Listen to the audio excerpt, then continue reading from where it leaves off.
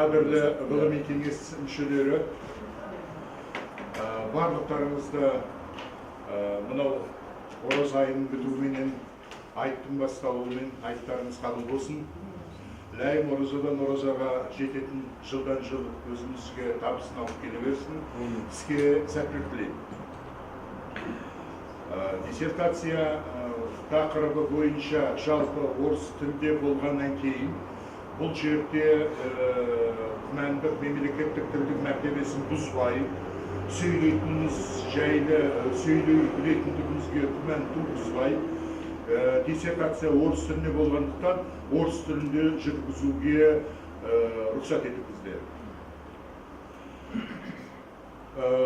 Утверждено членом Совета 24 человека.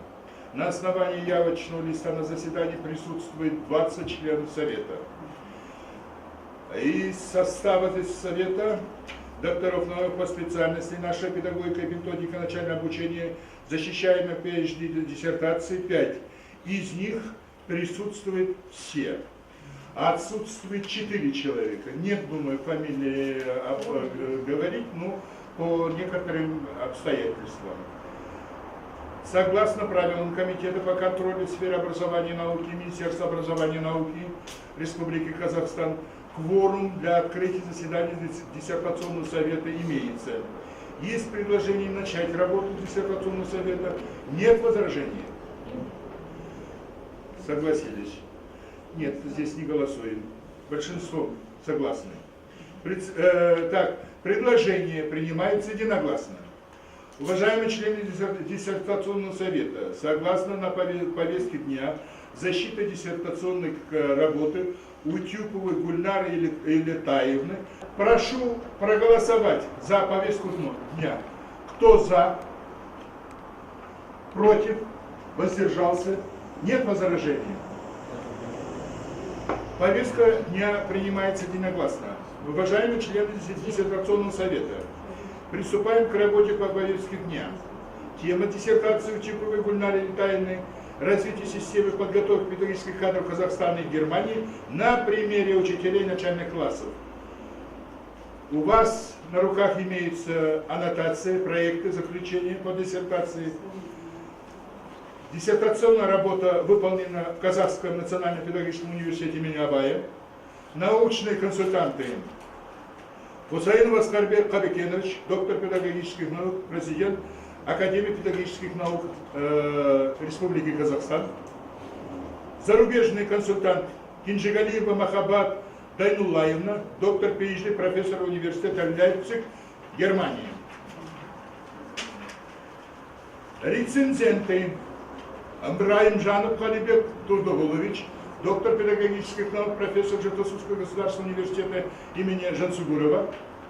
Байназарова Турсунай Бисимбековна, кандидат педагогических наук, заведующий кафедрой дошкольного и начального образования Казахского государственного женского педагогического университета. Рецензенты доктор педагогических наук Ибраимжанов Халибек Турдугазиевич, кандидат педагогических наук, Байназарова Турсунай Бисимбековна на заседании диссертационного совета присутствует. Слово предоставляется ученому секретарю совета доктора педагогических наук, профессору Сагимбаевой Айнуре Касимгазиевне для краткого изложения содержания документов, имеющих в аттестационном деле соискателя Утюповой Гульнары Илетаевны. Пожалуйста. Спасибо.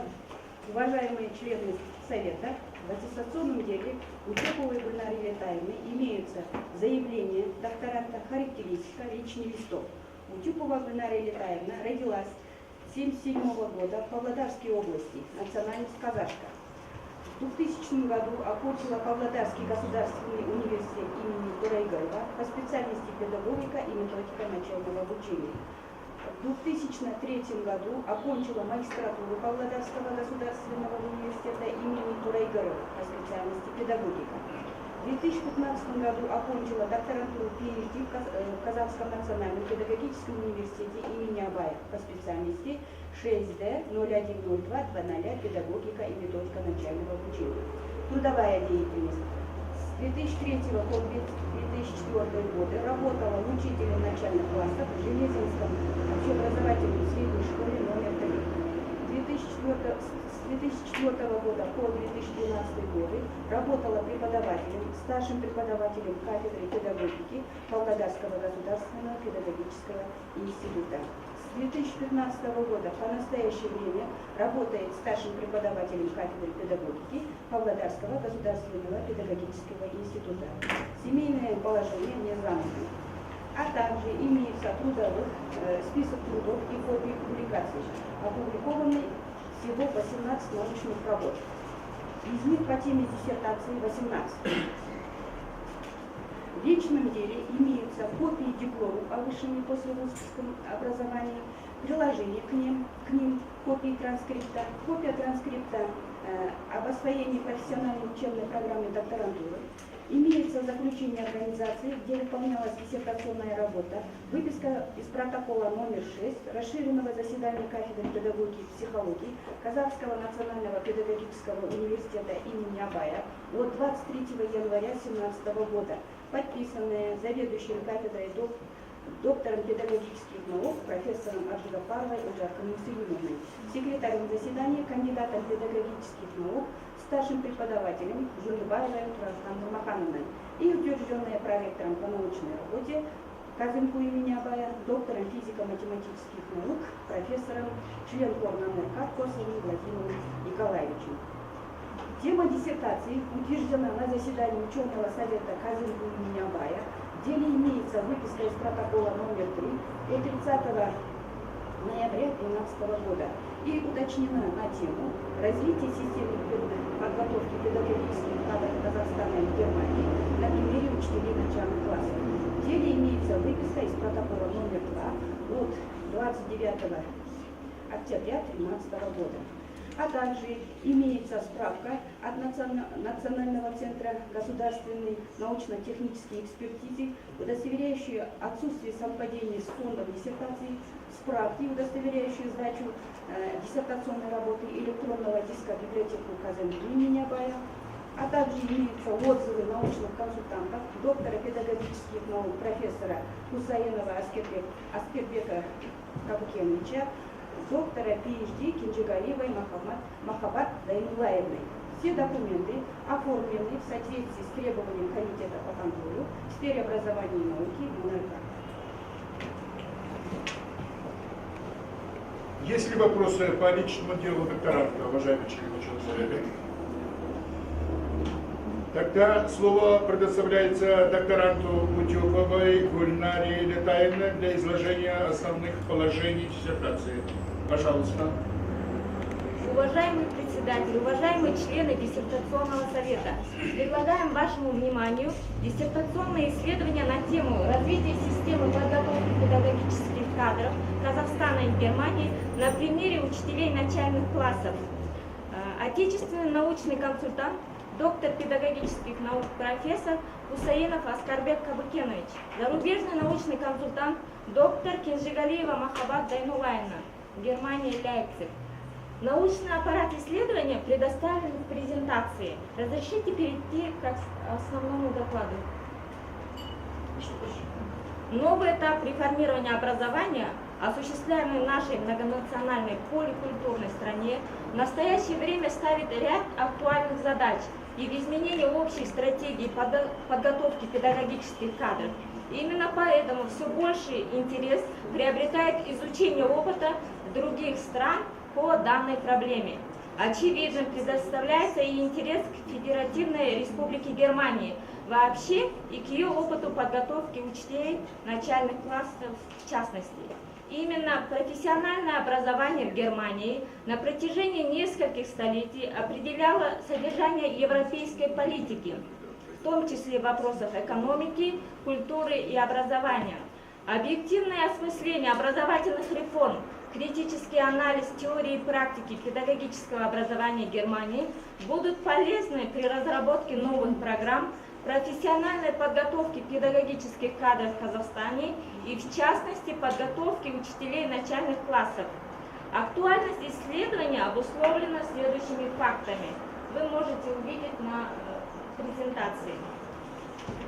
Наличие проблем качества подготовки педагогических кадров для начальной школы Казахстана, Опережающим характером реформ школьного образования, необходимостью совершенствования системы профессионального образования Казахстана на основе мировых тенденций и недостаточной разработкой социально-педагогических условий, использования позитивного опыта ведущих национальных систем образования мира, в том числе Германии, в профессиональной подготовке педагогических кадров. Указанные тенденции обуславливают появление особых требований главным субъектам общеобразовательной школы, учителям начальных классов, к обеспечению их готовности к осуществлению профессиональной деятельности в условиях реформирования. Несмотря на многочисленные реформы в системе образования, наблюдается кризис, причем реформы в школе опережают реформы в системе подготовки педагогических кадров. Открытость системы образования к обмену опытом, сотрудничеству, не разработаны теоретические и практические основы для интеграции мирового опыта в практику подготовки педагогических кадров Казахстана. Все вышесказанное свидетельствует о наличии противоречий между актуальностью развития системы профессиональной подготовки педагогических кадров для начальной школы Казахстана и опережающим характером реформ школьного образования. Необходимостью совершенствования системы профессионального образования Казахстана на основе ведущих мировых тенденций и недостаточной разработкой социально-педагогических условий, использования позитивного опыта ведущих национальных систем образования мира, в том числе Германии, в профессиональной подготовке педкадров. Цель исследования на основе сравнительного анализа выявить перспективы развития системы подготовки учителей начальных классов Республики Казахстан. Задачи исследования. Решение первой задачи мы начали с изучения трудов современных исследователей по проблемам профессионального образования и методологии сравнительного исследования. Для решения первой задачи мы определили актуальные проблемы современной системы подготовки педагогических кадров в Казахстане и в мире. Данный анализ позволил сделать следующие выводы. В исследовании использованы процедуры структурно-функционального метода, которые рассматриваем как разновидность системного подхода. Изучение строения, структуры системы объекта, исследование его элементов и их функциональных характеристик, анализ изменения этих элементов и их функции, рассмотрение развития системного объекта в целом, предоставление объекта как гармонически функционирующей системы, все элементы которой работают на поддержание этой гармонии.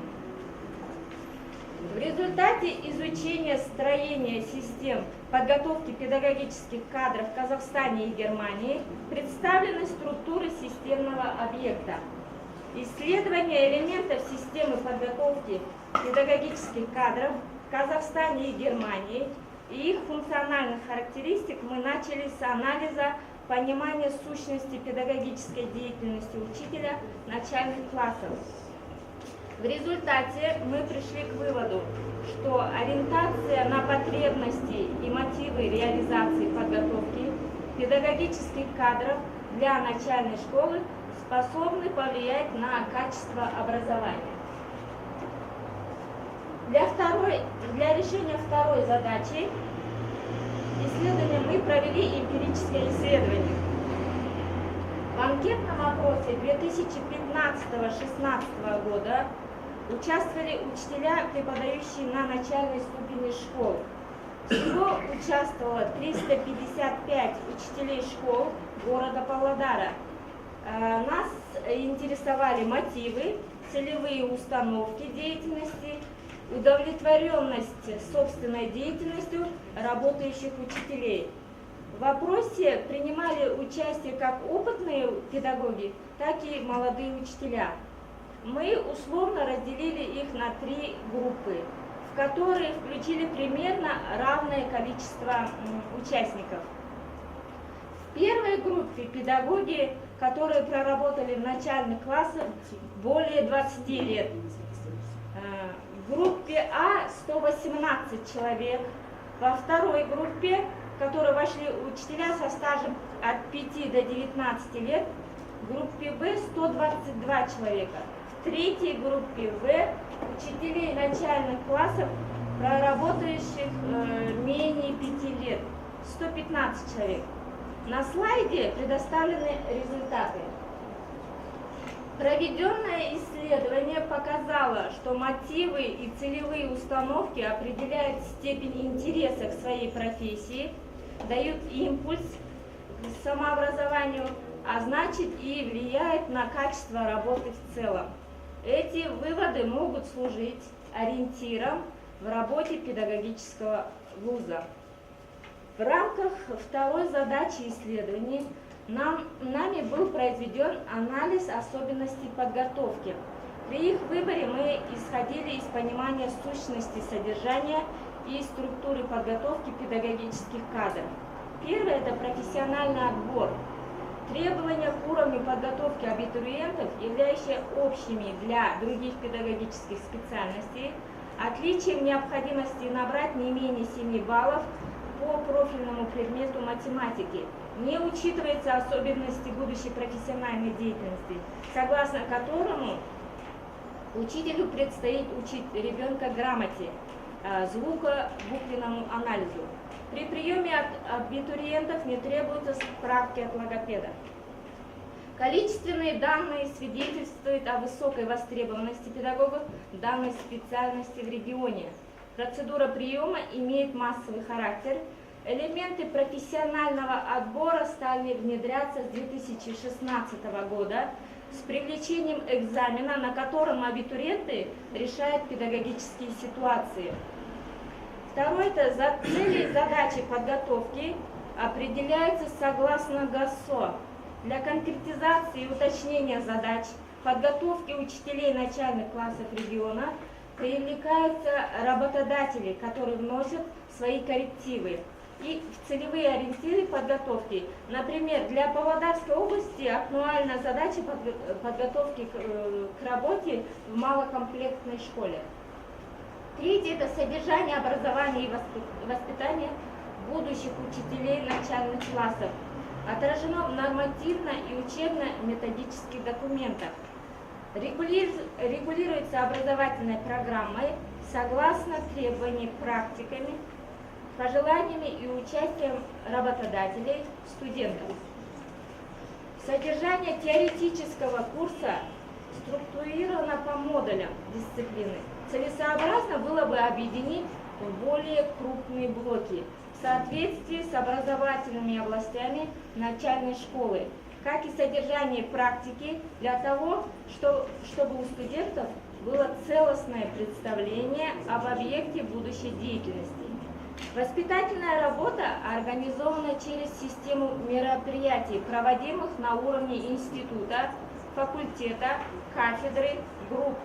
В данном направлении реализуются принципы самоуправления КДМ, студенческого правительства, участие в работе общественных объединений, педагогические технологии преподавания и учения, технология оценивания текущей и итоговый контроль деятельности обучающихся по данной образовательной программе, ресурсы подготовки педагогических кадров. В рамках третьей задачи рассмотрены нами в соответствии с логикой анализа развития системы подготовки педагогических кадров в Казахстане. Первое – это основные тенденции развития европейской концепции образования в течение всей жизни, ее гуманистические цели и общечеловеческие ценности легли в основу формирования современной модели немецкого непрерывного образования, которые характеризуют следующие основные критерии, признаки и особенности. Обусловленность интернациональной унификации систем, структур, содержания, педагогического образования, объективной необходимостью создания единого европейского образовательного пространства. гуманизация, гуманитаризация профессиональной подготовки будущего учителя в связи гуманистической переориентации общественного сознания на мировом уровне. Создание современной системы профессионального отбора будущих педагогов как основание для формирования конкурентоспособных специалистов с высоким уровнем профессионализма. Функционирование и развитие существующей системы непрерывного последипломного педагогического образования как условие постоянного повышения уровня профессионализма педагогов. Второе – это руководствуясь европейскими постулатами, система подготовки педагогических кадров для начальной школы решает организационные, правовые, материально-технические и практические задачи непрерывного образования путем координации деятельности органов управления и правового обеспечения системы непрерывного образования, создание разветвленной сети различных учебных заведений, расширение доли образовательных услуг различным категориям граждан с учетом наиболее проблемных их групп, выпускников школ, не получивших дипломов, малоквалифицированных работников, лиц с нарушением здоровья, мигрантов и других. Укрепление преемственных связей и расширение интеграционных процессов в различных структурах системы образования. Освоение многообразных форм обучения и создание различных видов программ непрерывного образования. Укрепление партнерских отношений и деловых связей с бизнес-сообществом. Координация финансовой, кадровой и материально-технической деятельности в области дальнейшего образования. Организация активной обучающей среды. Согласно четвертой задаче, социально-педагогические условия подготовки учителей начальной школы отражают следующие аспекты.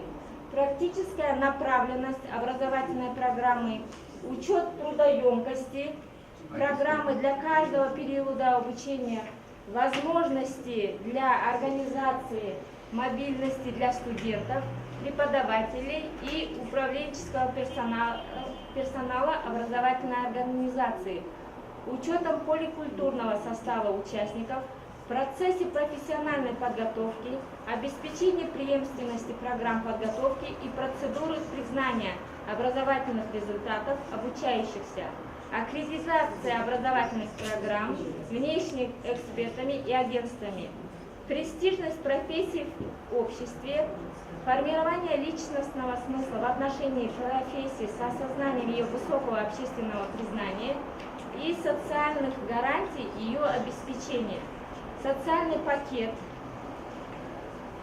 статус образовательного учреждения. Спасибо за внимание.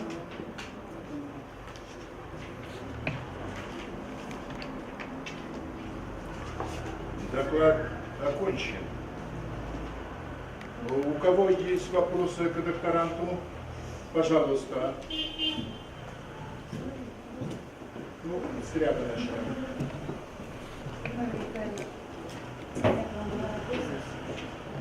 Как известно, система подготовки педагогических кадров – это очень широкое понятие, включающее многие структурные элементы и компоненты. В этой связи у меня к вам вопрос. Скажите, пожалуйста, какие именно элементы системы педагогических кадров вы исследовали в своей диссертации? И второй вопрос у меня тоже он связан с первым.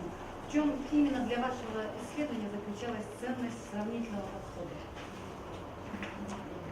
Спасибо за вопрос.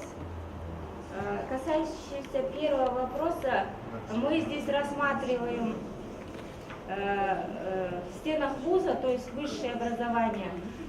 Внутри это научно-нормативно-правовая база, содержание, методическое обеспечение и педагогическая практика. Согласно второго вопроса, в чем ценность? В том, что сравнивая, все познается в сравнении. Если в какой-то стране прошли какие-то реформы, принялись меры, если это дает положительный результат или дает отражение на качество образования, мы можем это внедрить у себя. Если вдруг какие-то что неправильно или что-то, тогда мы можем это не применять. То есть прогнозирование, используется здесь прогнозирование и, так сказать, динамику, может быть, рост, тенденции для того, чтобы использовать уже в своей стране. Извините, вопрос задавала Ибраева Камаржулы Шатна. Вы удовлетворены? Пожалуйста, Жиенбаева Надежда Беседовна, у вас вопрос? Скажите, пожалуйста, вот вы в своей диссертации очень часто употребляете выражение «творческое использование». Вот какое сущностное значение вы вообще привносите в этот термин? Мне интересно, это первый вопрос. И второе.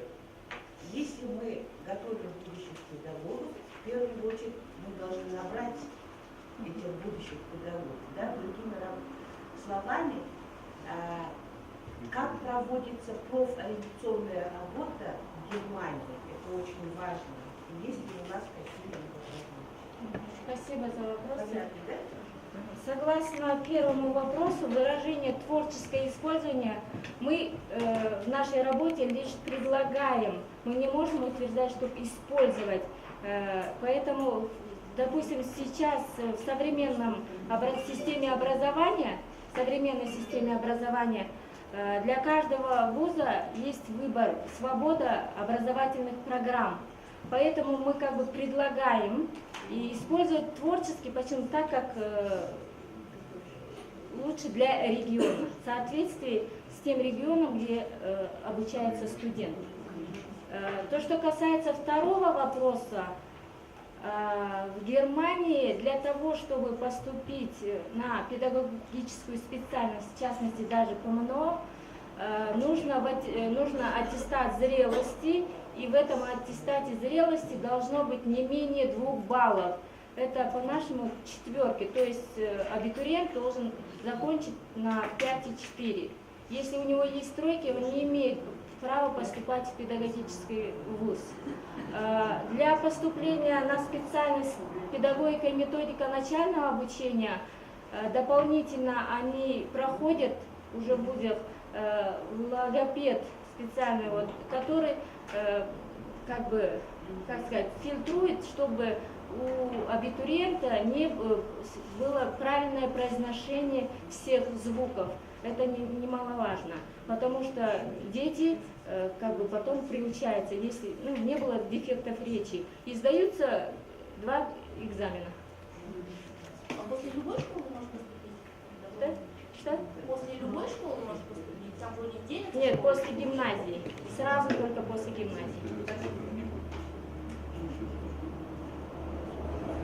Обсуждение потом. Пожалуйста, слово. Кассинова. Пожалуйста. Мария Витальевна, у меня к вам 2 вопроса. Первый вопрос. Почему ваш выбор пал именно на Германию? Здесь много других лидирующих стран. И второй вопрос. Располагаете ли вы какой-то информацией по объему подготовки кадров начального образования в Германии? Спасибо за вопросы. То, что касается, в связи с чем мы выбрали именно Германию, изначально при поступлении тема моей диссертации, нашей диссертации звучала «Развитие системы подготовки педкадров Казахстана, Германии и Финляндии, сравнительно сопоставительный анализ». Но при обсуждении мне сказали, что вы хотите объять необъятное. Эта тема можно разделить на 2 диссертации. Это первый аспект. А второе, то, что зарубежный консультант является доктором Германии Лейпцига. Поэтому у нас выбор пал Казахстан и Германия. Что касается второго вопроса, какие проблемы в Германии, основная у них проблема это, что дети мигрантов. Допустим, по каким-то обстоятельствам многие с разных стран переезжают в Германию на постоянное место жительства. И также есть дети в начальной ступени. Естественно, у них изначально идет языковой барьер. А когда в начальных классах и вообще в школе есть языковой барьер. Программу для учителя начальных классов это очень проблемно. Как бы программу внедрить. Вопрос задавала Касьянова Самала Бенжанатовна. Вы удовлетворены? Спасибо. Вопросы еще будут? Жамиля Идрисовна, пожалуйста. Намазбаева. Спасибо. Гульнара Витальевна, вы говорили, как один из факторов стаж работы ВМО разделили на несколько лет. А еще какие-то другие факторы вы учитывали, наверняка вы учитывали. Назовите их, пожалуйста. Кроме стажа работы преподавателя. Интерес к своей деятельности, Вот. как сказать, Мотивация. мотивация, интерес к своей деятельности. Ну, а мотивацию вы как-то изучали? Или у вас анкетирование было? Анкетирование. Спасибо. Спасибо. Так, вопросы еще. Жмабаева Азия Люпановна, пожалуйста. Гульнара Елитаевна, у меня такой вопрос. Объектом вашего исследования является процесс подготовки будущего учителя начальных классов. А эксперимент проводился среди учителей. С чем это связано? Спасибо за вопрос. Тема нашего исследования звучит как развитие системы подготовки педагогических кадров Казахстана и Германии. И выпускники, студенты ПМНО, они будущие педагоги учителей начальных классов. Поэтому мы взяли как бы респондентам их деятельность. Учителей начальных классов. Так, а здесь написано подготовка будущих учителей начальных классов. Процесс. Да. Будущие учителя это А студенты. мы делали акцент на развитие, что это в развитии. То есть будущий студент, он будущий педагог, учитель начальных классов. Так, вопросы, пожалуйста, еще. Пожалуйста. Хорошо. У меня два вопроса, но не вытекают друг из друга.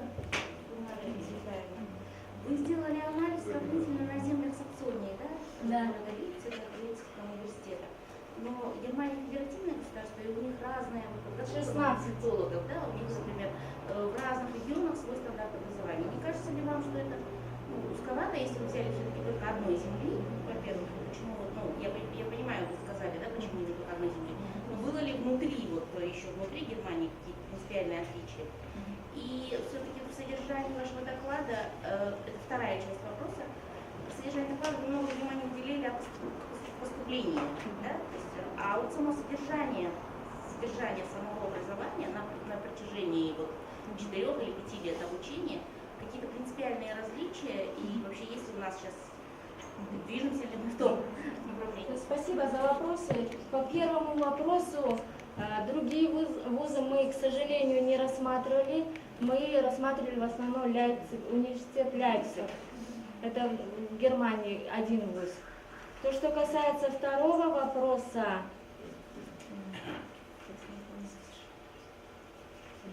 содержание.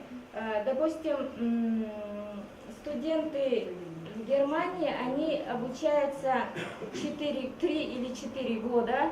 После окончания основной программы они сдают сначала первый государственный экзамен, затем они являются стажерами в школах, идут 2 года практики, то есть они по окончании этого первого программы они диплом на руки не получают. То есть они стажируются 2 года, приходят после стажировки к себе в вуз и сдают второй государственный экзамен. И не факт, что они его сдадут. Если как бы он не сдаст второй экзамен, диплом он не получит. Такая вот специфика. Вопрос задавала Галия Аскерберг. Ну, вы удовлетворены? Все, спасибо. Пожалуйста, еще у вас есть ли вопросы? Аутаева Потана Султановна, пожалуйста. Уважаемый соискатель, я прошу спросить такой следующий вопрос. У вас отмечено, что вы исследовали социально-педагогические условия использование опыта Германии в подготовке учителей начальных школ. Какие социальные, какие педагогические условия использования опыта вы раскрываете в своей работе?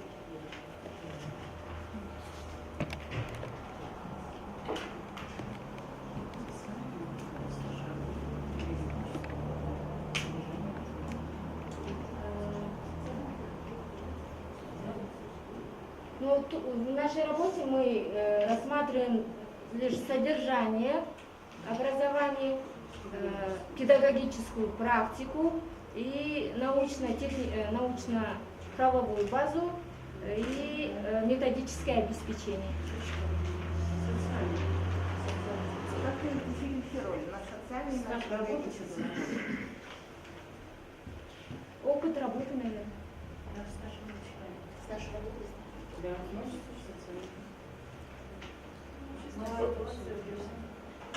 Ваш ответ исчерпан. Вы удовлетворены?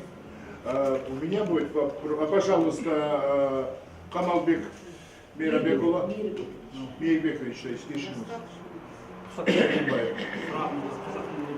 Бере қойыңыз. Елетайқызы, сіздің бұл зерттеу тақырыбыңыздың елбасының болашаққа бағдар рухани жаңғыру мақаласымен байланысты туралы айтып берсеңіз.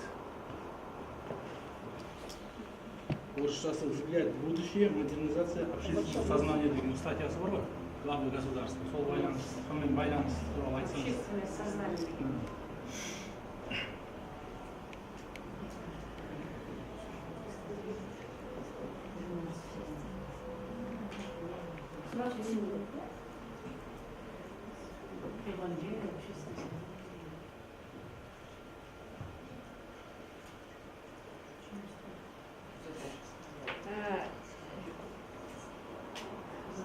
Допустим, если брать учителей начальных классов в школе, там есть различные программы для внедрения национальных ценностей. И эти национальные ценности, они внедрены в школах, в учебниках, в внеклассных мероприятиях. В этом смысле. Екінші сұрақ сіздің зерттеу жұмысыңызда сол мәселелер қамтылған ба? Қамтылса қай тақырыптар? Вопрос, вы охватили ли данные вот о ценности? Есть ли эти материалы ваши, отражены ли в вашей диссертации? В каких параграфах? В содержании, естественно, не охвачены, а в каких параграфах я на это не помню. Рахмет, спасибо. Мейрамбекұлы Камалбек, сіз қанағатсыз ба? Рахмет. Менде рұқсат болса бір сұрақ. Жаңа сіз мынау шағын комплектілі мектеп. В частности, сказали в Павлодарской области о работе малокомплектных школ. Мне это очень импонировало. Данный вопрос, между прочим, касается именно основы того, что малокомплектных школ. Скажите, пожалуйста, какова преемственность была из опыта, у нас есть режим онлайн, выход малокомплектной школы. Вы приняли ли этот опыт в своих исследовательской работе? Да. Хорошо. Ограничимся уже 12 вопросов. Достаточно тогда. Поступает предложение. Спасибо, Гульнара Витальевна, за выступление. Слово предоставляется научному консультанту, доктору педагогических наук, профессору Кусаинову Аскарбеку Хабекевичу. Пожалуйста.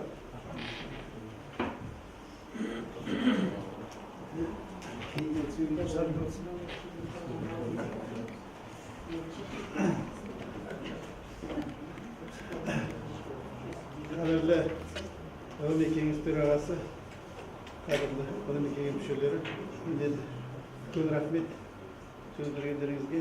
Бір ауыз сөзбен орысша айтайын. Я хотел бы сказать только несколько слов о личности докторанта. Она начала свою деятельность трудовую в школе учителем, это очень важно. Более 10 лет работала в ВУЗе преподавателем, это тоже надо подчеркнуть.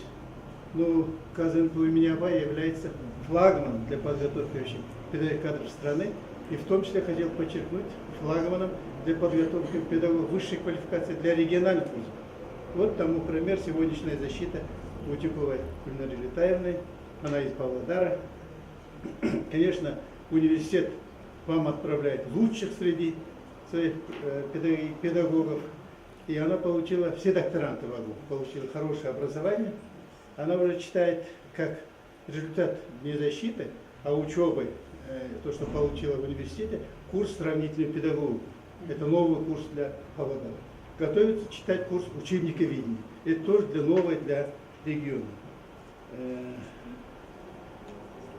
И несколько слов о том, что для педагога вообще, для сенсея очень важно быть хорошим человеком. Она вообще хороший человек.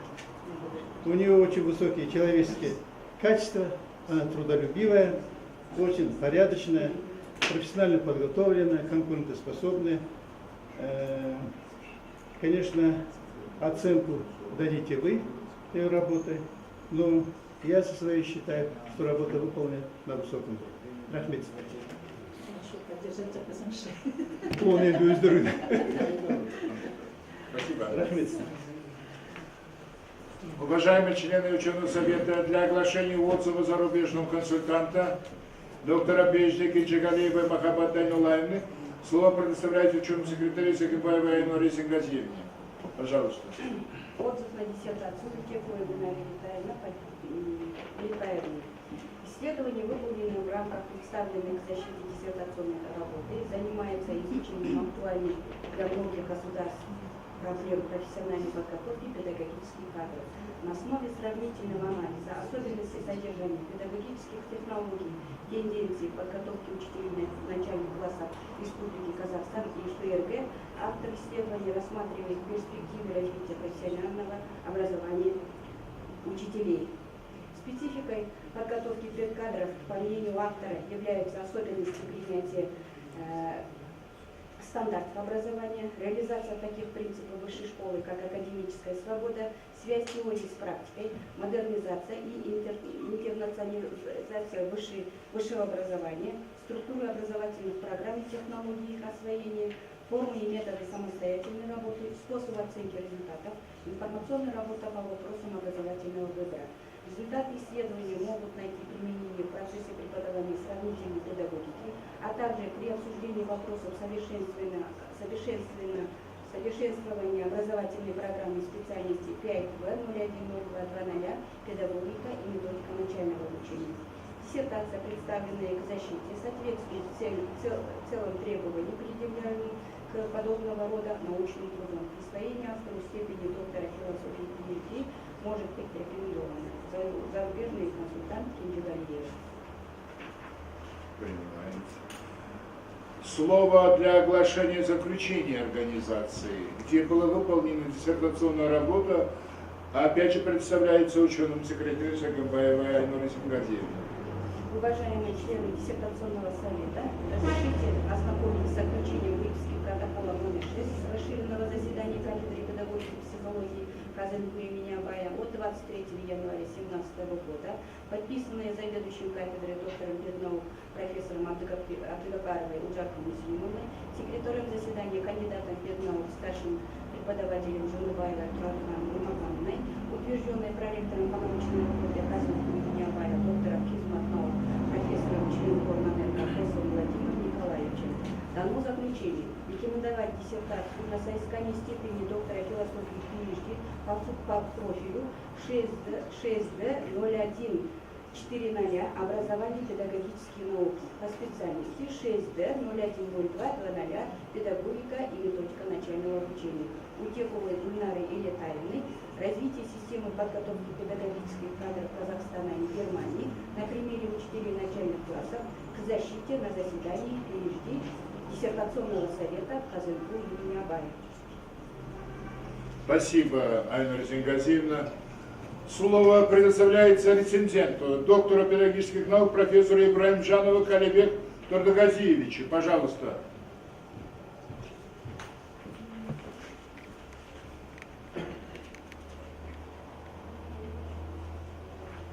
Саламатсыздар ма, құрметті әріптестер. айтым мерекелер болсын, жұмыстарыңыз сәтті тілеймін.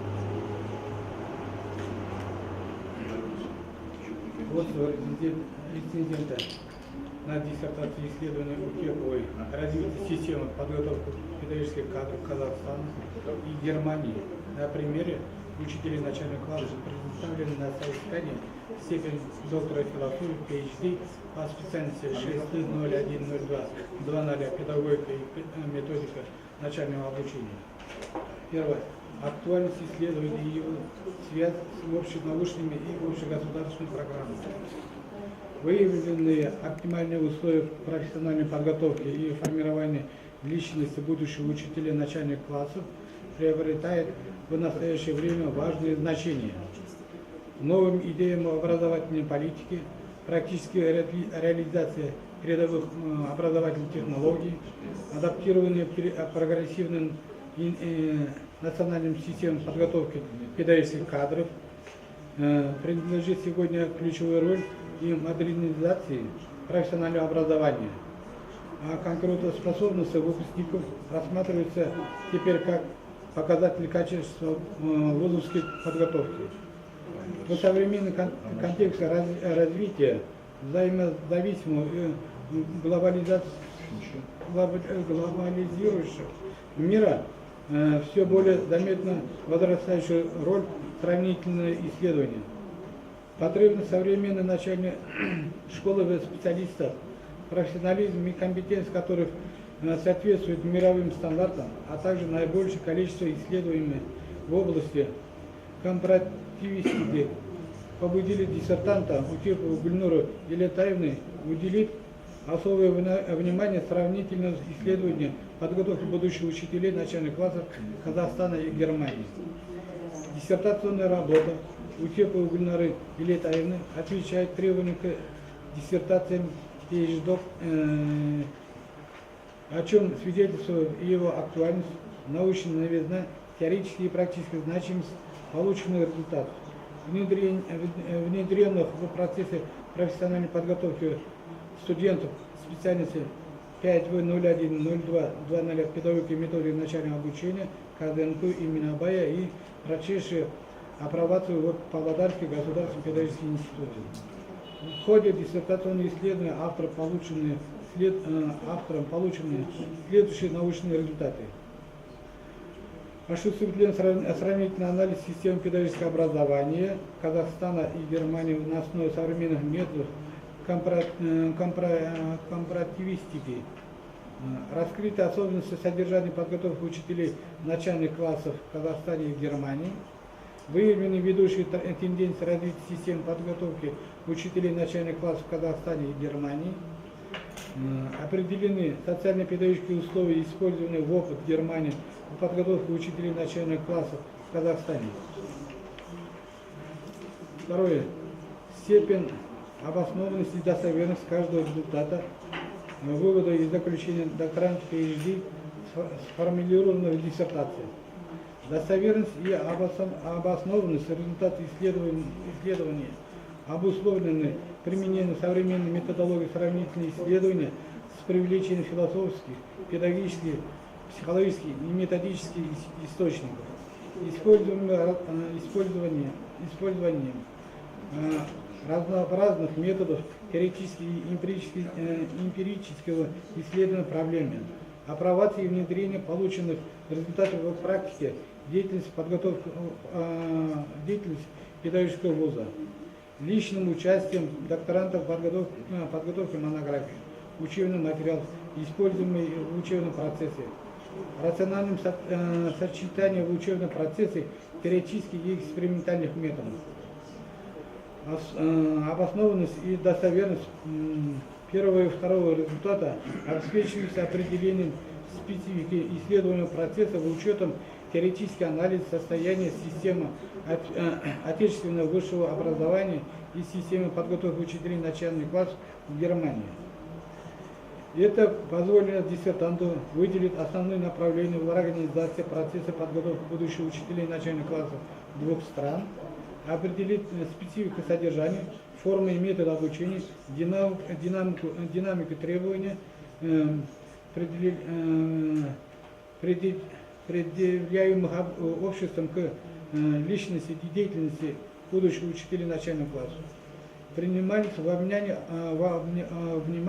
основные положения материалистической диалектики, системные подходы, теория целостной педагогической процесса и другие.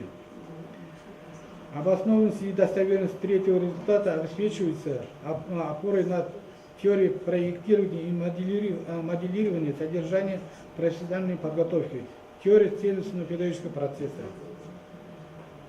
Обоснованность и достоверность четвертого результата обеспечивается диалектический анализ возможностей учебного процесса вуза с учетом основных категорий философии и современных педагогических принципов высшей школы, синтезом теоретического и эмпирического материала, обобщением отдельных сторон профессиональной подготовки будущих учителей.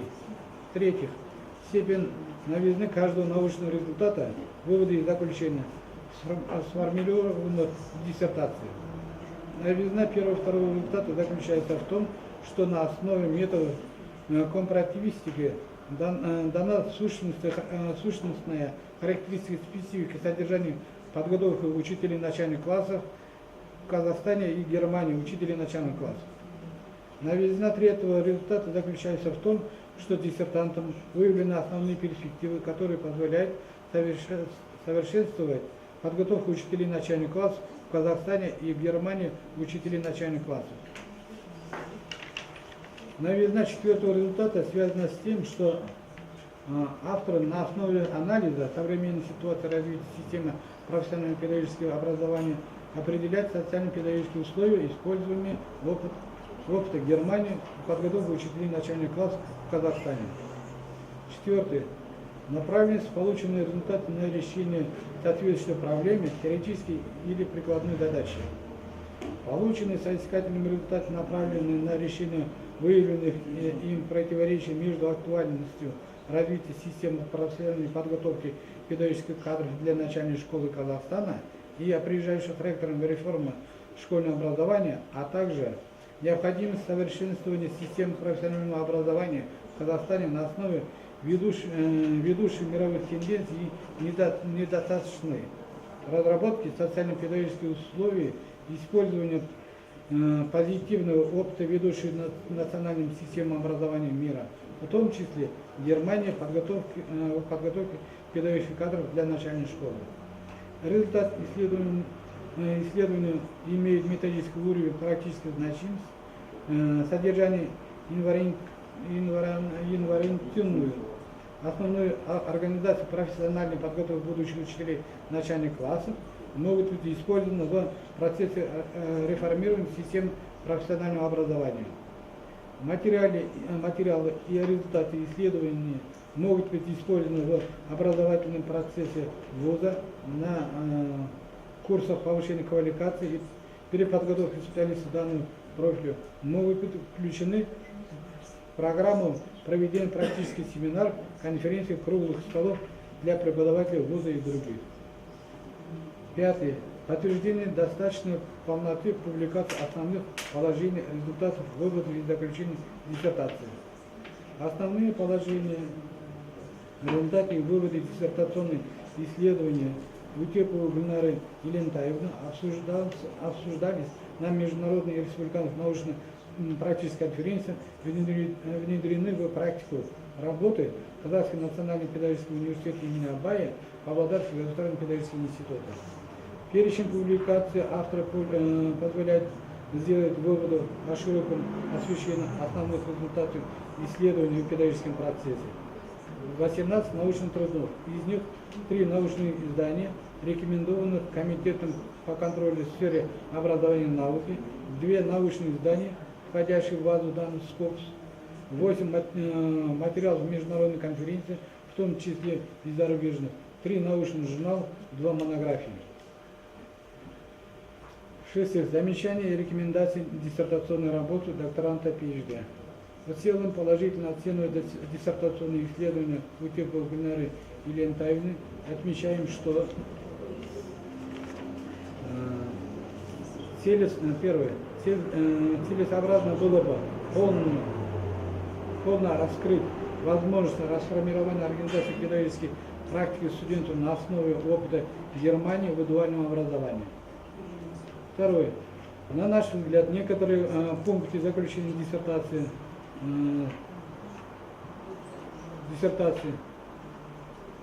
следовало бы сформировать четко и лаконичнее.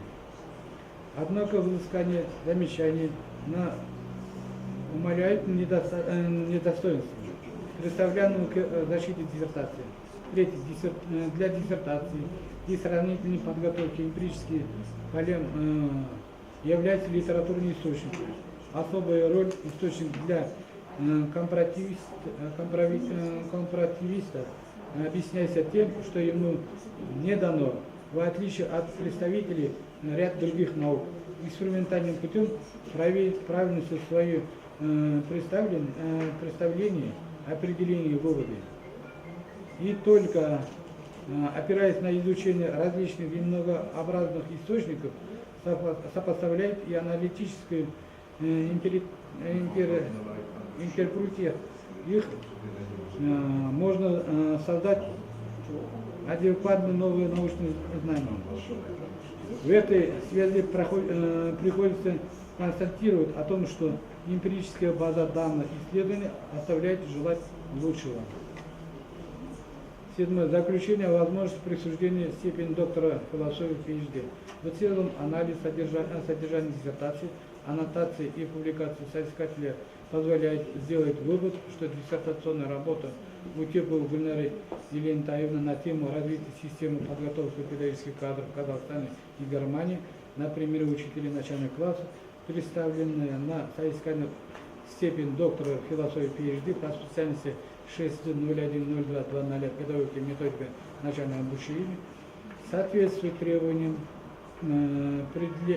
предъявляемым к диссертации PhD, а ее автор заслуживает присуждения степени доктора философии PhD по специальности 6.01.02.20 педагогика и методика начального обучения. Спасибо, Харибер Тутугазевич. Пожалуйста, докторант Утепова Гульнара Елентаевна, для ответа вас предоставляется слово. Спасибо, коллега Виктор Дагадевич. По первому замечанию хотелось бы отметить следующее. За тот срок, за который было осуществлено исследование, в системе профессионального педагогического образования в Германии произошли существенные изменения. Сведения о дуальном образовании, которые были анализированы нами на сегодняшний день, уже не актуальны. Мы посчитали целесообразным приводить данные, которые являются спорными для самих ученых и педагогов-практиков Германии. По второму замечанию полностью с вами согласны. По третьему замечанию согласны. Дело в том, что эмпирическая база данного исследования опиралась на нормативные документы, которые претерпевают трансформацию. Они на самом деле являются продуктом своего времени, когда для того, чтобы образовательная программа была привлекательной для обучающихся, приходится постоянно вносить изменения. Поэтому некоторые из них потеряли свою актуальность в течение года. В работу они не были включены. Тем не менее, в нашей работе представлены тенденции развития системы подготовки учителей начальных классов Германии, которые могут быть сопоставимы с изменениями системы подготовки педагогических кадров РК. Спасибо. Слово предоставляется рецензенту, кандидату педагогических наук, доценту Вайназаровой, Турсуной Бисибековне. Пожалуйста.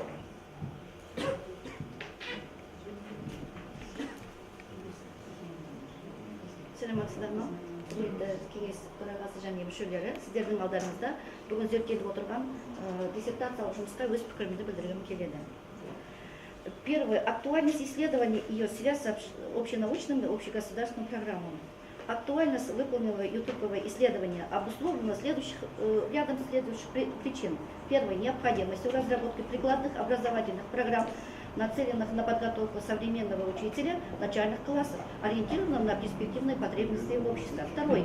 Выраженной потребностью отечественной образовательной теории и практики осмысления новейших качественных изменений зарубежной педагогики, касающихся вопросов профессиональной подготовки педагогических кадров с целью использования успешно реализуемого опыта в дальнейшем развитии казахстанского педагогического образования. В то же время в системе педагогической подготовки кадров объективные тенденции современного образования все еще недостаточно рассмотрены. Причиной создавшейся ситуации является отсутствие отношений между новыми целями подготовки учителей, которые выстраиваются относительно современных требований мировой образовательной системы, и устаревшим содержанием работы со студентами. Обновленное содержание образования начальной школы диктует высокие требования к учителям начальных классов, которые способны реализовать новые идеи, вызывает необходимость в использовании инновационных методов, форм подготовки. В контексте реформирования высшего педагогического образования изучение и учет положительного опыта подготовки учителей за рубежом имеет большую перспективу. Второй. Степень обоснованности и достоверности каждого результата вывода заключения докторанта в сформулированных диссертаций. Автором изучены различные источники, к которым относятся законы, законодательные акты, правительственное постановление об образовании. Юсупова устанавливает особенности, связанные с отбором содержания профессионального образования, реализацией технологий обучения, отбора студентов, с академической свободой, с возможностью выбора образовательной траектории, который нам сейчас очень важно. Считаю, что предложенные в диссертации фактологические материалы имеют теоретическое значение и способствуют совершенствованию практики подготовки педагогических кадров начального образования. Выявлены ведущие тенденции развития систем подготовки учителей начальных классов в Казахстане и Германии на современном этапе. Диссертантам подвергнуты анализу различные аспекты, вызывающие затруднения в реализации реформ высшего образования, а также позитивные изменения, которые повлияли на развитие системы образования. Определенные социально-педагогические условия, которые она сама сейчас назвала, творческого использования опыта Германии, подготовка учителей начальных классов в Казахстане не вызывает сомнения практически значимость представленных мега, макро, микро, внутренних условий, которые позволят привести процессы подготовки учителей данной категории в современном мировым стандартам. Третье. Степень новизны каждого научного результата. Выводы соискателя в диссертации. Новизна первого результата заключается в том, что на основе современных методов осуществлен сравнительный анализ систем подготовки учителей начальных классов в Казахстане и Германии. Новизна второго результата связана с тем, что раскрыты особенности подготовки учителей начальных классов в Казахстане и Германии. Новизна третьего результата выявлены ведущие тенденции развития систем подготовки учителей начальных классов в Казахстане и Германии на современном этапе. Новизна четвертого результата связана с тем, что определены социально-педагогические условия творческого использования опыта Германии, подготовка учителей начальных классов в Казахстане. Не вызывает сомнения практическая значимость представления мега-макро внутренних условий, которые позволят привести процесс подготовки учителей дальней категории современным мировым стандартам. Четвертое. Направленность полученных результатов на решение соответствующих проблемы теоретической и прикладной задачи. Анализ диссертации Туповой показал, что в Германии уделяется особое внимание вопросам практикоориентированного педагогического образования, кстати, который у нас тоже сейчас развивается, рассматривая как это адекватный ответ на вызовы потребностей современного динамично развивающего общества. Кроме того, этот опыт подготовки педагогических кадров представляет интерес и значимость для подготовки для Казахстана в современных условиях, поскольку позволяет ответить на вопросы, связанные с построением системы подготовки учителей начальных классов, обеспечивающих многообразие, гибкость образовательных маршрутов, компетентность и подход, индивидуализацию образования. Пятое. Подтверждение достаточной полноты публикации основные положения результатов вывода заключения диссертации. Основные положения результаты исследования были представлены докторантам в таких семинарах, монографиях. Монография называется «Система образования ведущих стран мира».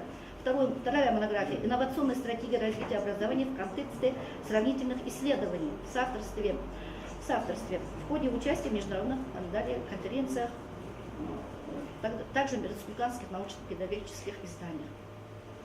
а также результаты исследований используются при анализе проектирования образовательной программы по специальности 5В 010200 педагога методика начального обучения, то есть бакалавр.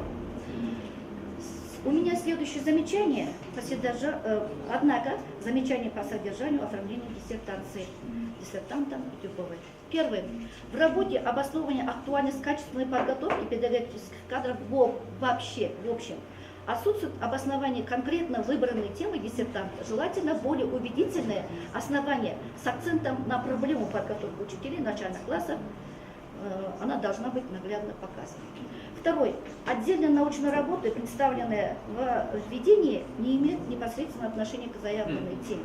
В связи с этим считаю описание степени научной разработанности темой усилить за счет включения работ зарубежных авторов, посвященных данной проблематике. Однако указанные в отзыве замечания не влияют на общую положительную оценку диссертации. Эти замечания мы больше адресуем диссертанту как наши пожелания для дальнейшего совершенствования работы. Заключение о возможности присуждения степени доктора философии. Проведенный нами анализ позволяет утверждать, что совокупность научных результатов по исследуемой теме полученных авторов позволяет квалифицировать диссертацию как работу, содержащую решение задачи, имеющую существенное значение для педагогической науки, образовательной практики, результаты которой рекомендуется использовать в системе высшего образования для подготовки учителя начального класса. Диссертационную работу Тюповой написана грамота, оформлена в соответствии требованиям правил присуждения ученых степеней Комитета по контролю в сфере образования и науки МНРК, и автором заслуживает присуждения и степени доктора философии по специальности 6D 010200 педагогика и методика начального. Спасибо, Турсунай Бесимбековна. Прошу садиться. Докторанту Тюпова Гульнаре Летаевна, прошу дать ответ на замечание рецендента. Спасибо, Турсунай Бесимбековна. По первому замечанию. Тема нашей работы связана с подготовкой педагогических кадров как глобальная проблема, поскольку рассматриваемые нами вопросы будут справедливы для всех специальностей. Мы посчитали необходимым обосновать проблему в этом ключе. Вопросы подготовки учителей начальных классов нами рассматривались в работе как пример решения этих проблем. По второму замечанию. Представленное во введении научной работы имеет значение для методологического обоснования наших изысканий. Поэтому мы посчитали необходимым назвать имена этих ученых. Современные зарубежные авторы, которые занимаются проблемами подготовки педагогических кадров, руководствуются в первую очередь прагматическими узкими задачами, проблемами практики. Эти работы анализировались нами именно в этом аспекте. Их достаточно много, в работе они приведены, поэтому отдать приоритет каким-то конкретным именам во введении, на наш взгляд, будет несправедливо. Спасибо. Так, переходим к дискуссии. Кто желает выступить? Уважаемый член ученого совета, пожалуйста. Есть ли желающие?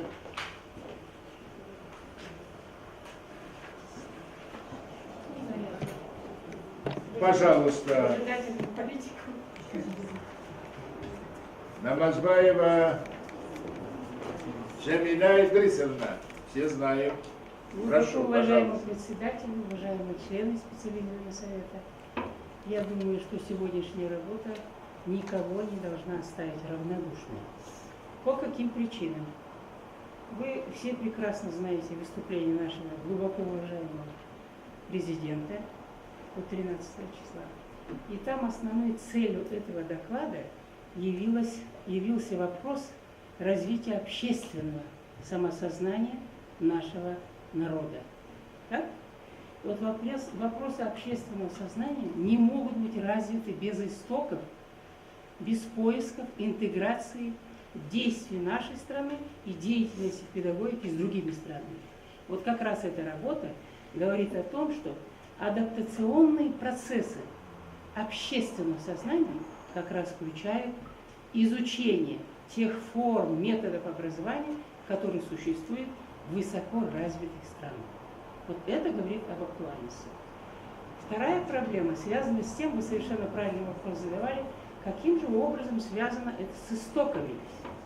А истоки заключаются в том, что если мы хорошо знаем общецивилизованные вопросы образования и не знаем собственных истоков, мы не можем показать, в чем же наша ценность, в чем наш человеческий фактор.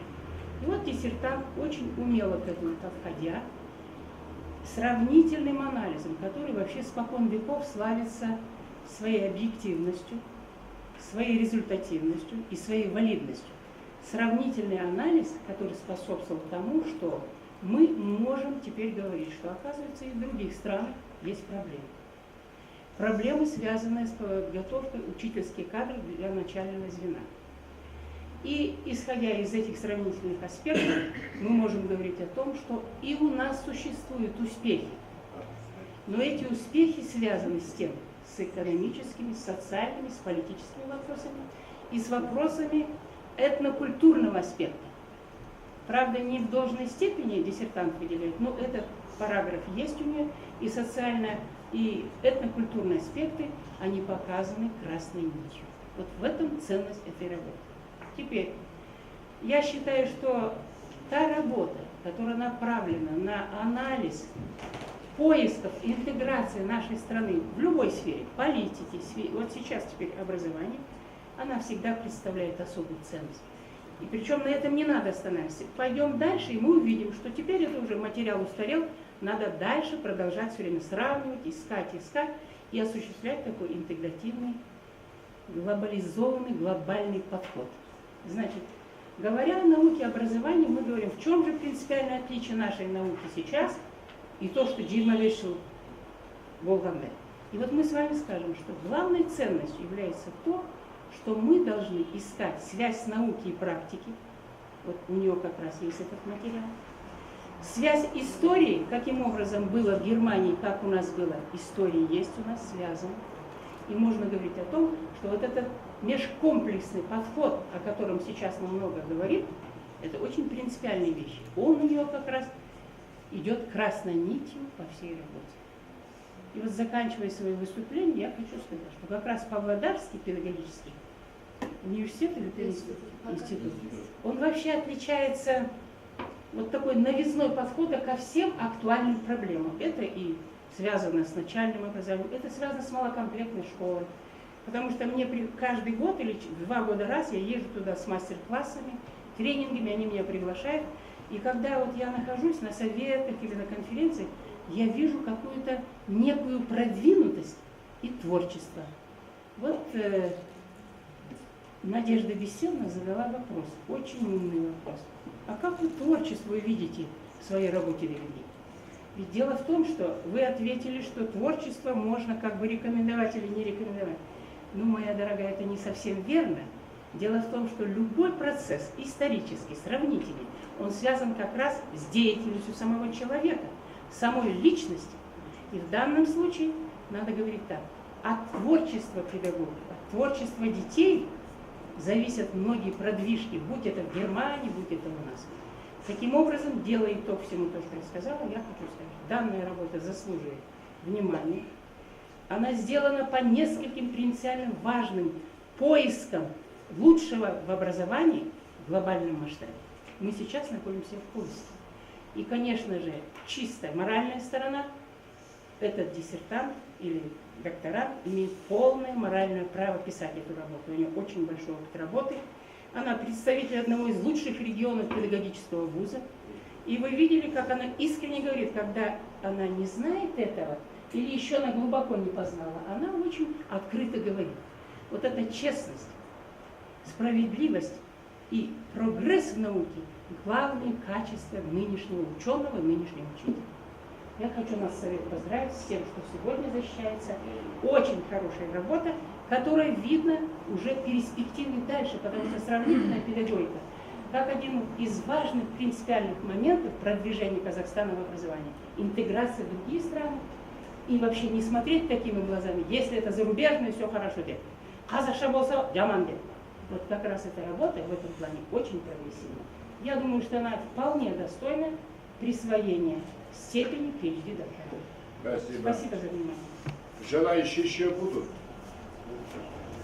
Уважаемые, Рухсат,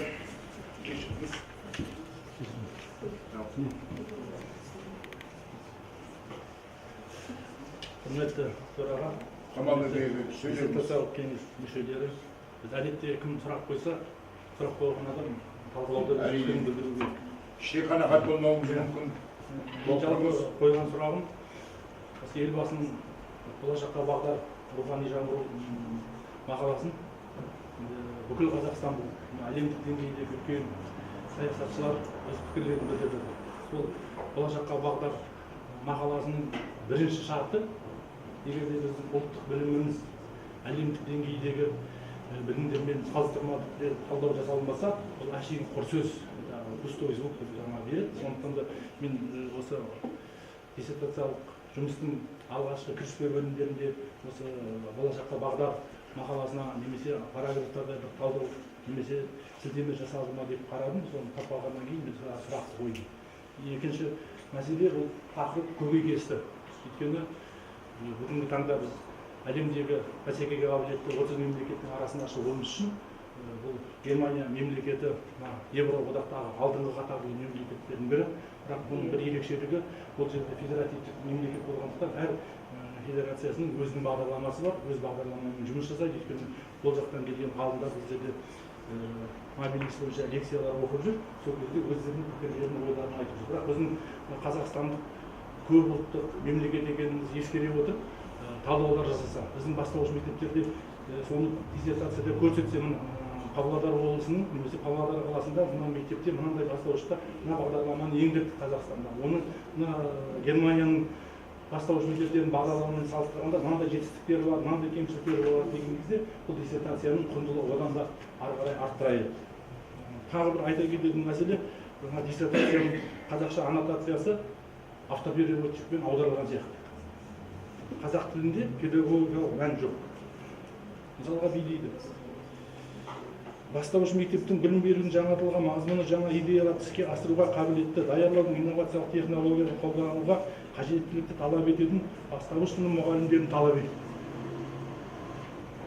Мысалы, осындай перспектива, қазақтың сөзі орыс сөзімен салыстырғанда өте пайдалы. Мысалға, бір мәртебеге ие, өзінің бір болашақтағы осындай бір орны бар деген мәселе. Мысалы, Қазақстандағы педагогикалық мамандар дейді, Қазақстандағы педагогика саласы мамандар, соның ішінде бастауыш мектептің деп мына диссертацияда ғылыми тілде жазылатын болса, біздің қазақ тілінің өз мемлекеттік статусы бар. Немесе біздің ғылымымыз қазақтарға бәрі бола береді деген мәселе болмайды. Біздің осы қазақтық мәңгілік ел идеясы, елбасының несі бірінші біздің мәдениетіміз болу керек. Мәдениеттің негізін құрайтын ол тіл. Сондықтан да диссертация орыс тілінде, ағылшын тілінде жазылғанмен де қазақ тіліндегі аннотация ғылыми нұсқада болу керек деп ойлаймын. Айналайын, келешекте оны ескеру керек. Өйткені біз өз тілімізді өзіміз құрметтемесек, бұл ғылым ары қарай өрілмейді. Енді мен қорыта келе, докторант байқұстар 3 жыл оқыды, Германияда болды. Мен әр уақытта осылар жақтан екінші бұл кісінің жетекшісі Асқарбек ағамыз біздің ұстазымыз, біз ол кісіні сыйлаймыз. Үлкен ол Германия мен Қазақстанның білімдері туралы үлкен монографиялар жазып жүрген ағамыз. Сондықтан да жұмысты мен өз басым қолдаймын. Қолдауға шақырған кемшіліктерді ескерсе деймін. Рахмет. Рахмет. Сөйлеушілер тағы да бар ма? Рұқсат болатын болса, орында тұрып сөйлеудің ыңғайсыз болар, сіздердің мәртебелеріңізді түсіргім келмейді. Ғалым ретінде мен де өзімнің бір үндеуімді қоссам ба деймін. Жалпы біріншіден мен Асқарбек Құсайынның жетекшілігімен жұмыс істеуді мен өзім ойынша енді қалай деп айтсам екен, қуанышқа санамаймын. Өйткені бұл кісінің ізденімпаздығы, бұл кісінің сұрауы, бұл кісінің енді әлгі барлығы бұл енді өзгеше, өте қиын. Өйткені бұл кісінің өзінің бағыт-бағдары, жаңа профессор Беркінбаевтың айтқаны рас. Өйткені бұл кісі оңды-солды бір кішкене олқылықты жібермейді. Барлық жерінде нық басып, киізбен қазып қаққандай, соны жаңа түбіне дейін жеткізіп, айызын қадырмағанынша қоймайды. Сондықтан да осындай жүректі білікті диссертанттың осындай тақырыппенен осы кісімен жұмыс істегеніне мен өз басым ерлік деп санаймын. Но здесь я хочу, уважаемый докторант, хочу сказать в плане того, что вот попахивает сравнительная педагогика. Если вы говорите о том, что это, в общем, правильно, профессор Бекимбаев правильно сказал, но глава государства ведь как? Поднял Мәңгілік ел, вот жаңғыртуымыз бар. Все это, как говорится, дает, и нам же дает главенствующее такое наступательное движение. К примеру, Экспо – это целый комплекс, казалось бы. Оно есть наступательное движение. Как делать, что делать и что имеем. Поэтому в научном стезе мы то же самое кладем фундамент, кирпичи, как бы поэтапной иерархии, этап движения нашей науки. Поэтому здесь нужно приветствовать то, что сравнительно кімнен терезең төмен, кімнен терезең тең, кімнен терезең жоғары дегендей. Сондықтан да в этом плане мне очень импонировало. Но хочу пожелать, вчера я буквально, мы все защищали диссертацию, я в свое время поднимал вопросы тенденции развития систем повышения квалификации педагогических кадров. Это очень тяжелый аспект был. И мне нужно было, в чем развлечение подготовка кадров Казахстана? Именно тенденция системы. Не ископать историю, что это хорошо, былое время. Нет, отнюдь нет. Надо было сравнить. И я сравнил со всеми европейскими странами, и Израиль, и США, куда только не влез. Но сделали резюме, где мы и в каком. И суть была, вот дальновидность главы государства, в том у нас была суть, что мы не теряем национальный такой корень. Ұлттық дәстүр, салт, осының бәрі қалыптасқан. Осы мәселе бойынша вам нужно было бы чуть-чуть, чтобы подобные какие-то дискуссии были более такими зажигательными. Вы там аспекты захватили, отрасль шағын комплектный мектеп, это малокомплектная школа. Здесь любому сидящему малокомплектная школа – это зерно, в котором мы формировались. И это нужно в буквальном смысле не то, что это прошлое, а нужно воспевать. Мы оттуда вышли все. И как развить в дальнейшем? Ведь шалғай аудандар бар ма? Бар.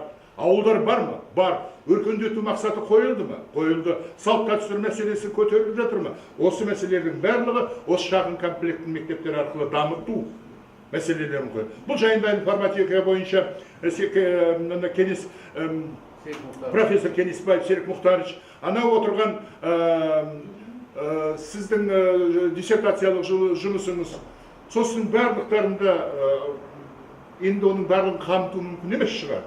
Бірақ мынау географиялық жағын кішкене кеңірек ауқымдап алғаныңыз дұрыс па деп ойлаймын. Сізге сәттілік тілеймін. Жалпы егер осындай қызығушылық туғызған болатын болса, зерттеу жұмысының өзінің құндылығы әмсе бағаланар.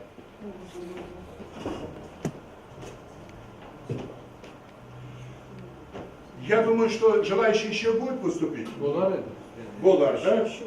Онда доғарсақ, тағы негізі сіз бір-екі ауыз сөз қосайын деп отырсыздар? Хамаршылу. Ершат қызы, кәні? Сұрақ қойғанда сөйлемеді.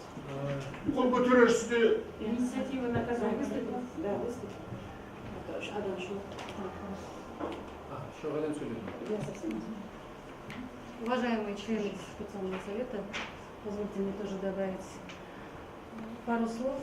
Дело в том, что буквально 3 дня назад мы вернулись из Германии, с Чехии, где тоже была возможность ознакомиться с системой образования в Германии и самим нам воочию убедиться, что очень много моментов в системе образования нашей Республики Казахстан, которой мы можем гордиться по полному праву, потому что, несмотря на то, что все-таки система образования Германии считается одной из лидирующих в европейском пространстве. И те вопросы интеграции, которые сейчас поднимаются и у нас в Казахстане, и во всех странах, которые присоединились к Болонскому процессу, они, безусловно, остаются актуальными. Потому что найти свой путь развития, интегрируясь в мировом образовательном пространстве и не теряя при этом своего национального своеобразия, своей национальной идеи, о которой совершенно справедливо Хамалбек Мирбекович упомянул, просто докторант, наверное, немножечко не сразу разволновалась.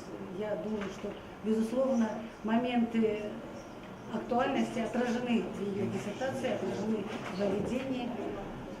Хочется сказать, что сравнительная педагогика – это та область педагогики, которая она чуть-чуть позднее начала развиваться, и, безусловно, все работы в этом направлении они будут продолжаться, потому что эти поиски, они обусловлены сложной социально-политической ситуацией. В Германии сейчас тоже очень много проблем, которые связаны с миграцией.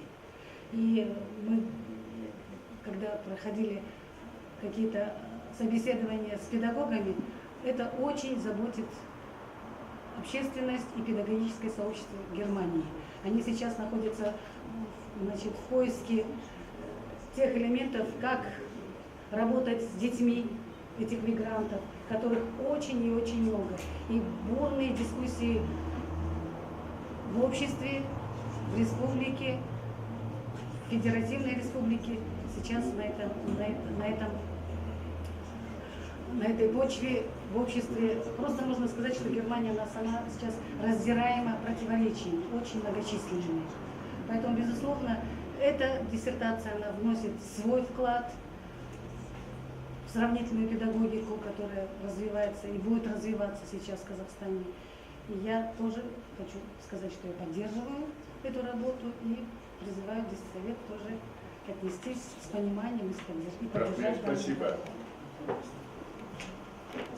Я, Саудия Талапетдиновна, вас имел в виду, Мухаммеджан, но сейчас просто несколько относительно докторанту советовал впредь просто ознакомиться в дальнейшем, ну, я когда назвал фамилии. Уважаемые ученые, члены ученого совета, если нет выступлений, то считаем достаточно, то тогда разрешите дискуссию оконченным. И заключительное слово предоставляется докторанту Утюповой Гульнаре Элетаевне. Пожалуйста.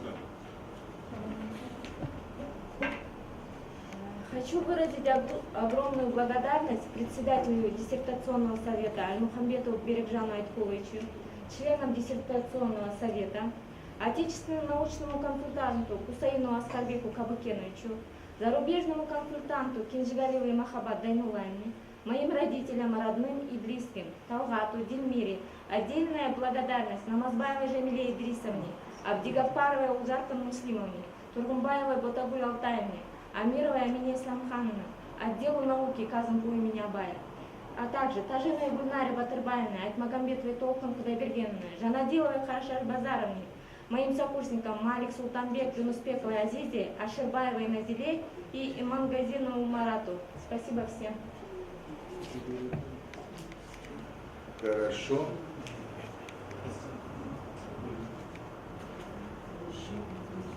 Уважаемые члены диссертационного совета, прошу, переходим к тайному голосованию.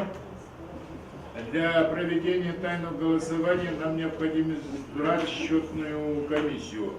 Есть предложение избрать счетную комиссию в составе, прошу, я оглашу. Я глубоко уважаю доктора психологических наук Перлибекова Мухаммада Атеновича. Я полагаю, что председателем. Ну и членами тут поступает предложение Ибраевой Хамарсулу Эршатовну и доктора PhD Умаров Бахачан Султанович. Какое будет предложение? Ну, предложение поддерживаете? Голосуем за. Воздержавшиеся нет. Спасибо.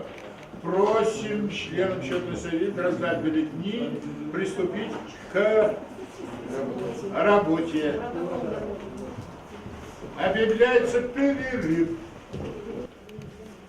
Продолжим работу совета. Слово предоставляется председателю счетной комиссии Бергимбетову Муханатеновичу. Протокол заседания счетной комиссии Диссертационного совета 6D01-000-400 образование педагогического при Казахском национальном педагогическом университете имени Абая от 26 июня 2017 года. В составе избранной комиссии председателя Бергимбетов Муханатенович, доктор психологии наук, профессор, члены комиссии Ибраева, Камушева Шатна, Умаров, Бахчан. Комиссия избрана для подсчета голосов при тайном голосовании по диссертации Утюбова Гульнари Летаевны на соискание ученой степени доктора философии PhD. В составе диссертационного совета утвержден в количестве 24 человек, присутствовал на заседании 20 человек совета, в том числе докторов наук по профилю рассматриваемой диссертации 5, роздано бюллетеней 20, осталось нерозданных бюллетеней 4, оказалось урны бюллетеней 20. Результаты голосования по поводу ходатайства о присуждении степени доктора философии PhD Утюбовой Гульнари Летаевны за 20, против нет, недействительных бюллетеней нет. Вот. Предлагаю утвердить протокол счетной комиссии, то за это прошу проголосовать. За, воздержавшиеся, против нет. Протокол счетной комиссии утверждается единогласно. Нам необходимо принять заключение совета. А заключение у вас на руках имеется. Данный проект заключения поступает в предложение совета принять за основу. Нет возражений или требуется дополнение? Какие будут предложения? Дополнение актуальной системы исследований. Хорошо, это в рабочем порядке.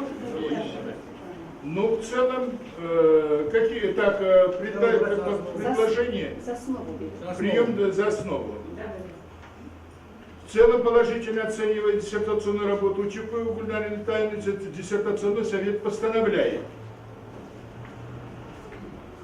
Если мы, обсудив заключение, в рабочем порядке дополним, то к постановляющей части, переходим к постановляющей части. Первое. Принять заключение диссертационного совета. Второе. На основании публичной защиты диссертации Утюбовой Гульнары Летаевны на тему развития системы подготовки педагогических кадров Казахстана и Германии на примере учителей начальных классов считать соответствующие требованиям, предъявляемым диссертациям, на соискание степени доктора философии, правил присуждения степени, Комитета по контролю в сфере образования и науки, Министерства образования и науки Республики Казахстан и ходатайство перед Комитетом по контролю в сфере образования и науки Министерства образования и науки Республики Казахстан о присуждении ей степени доктора философии по специальности шифр знакомого. Педагогика и методика начального обучения.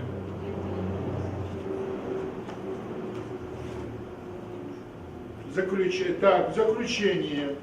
На этом заседание Объединенного диссертационного совета считаем закрытым. Спасибо всем за присутствие.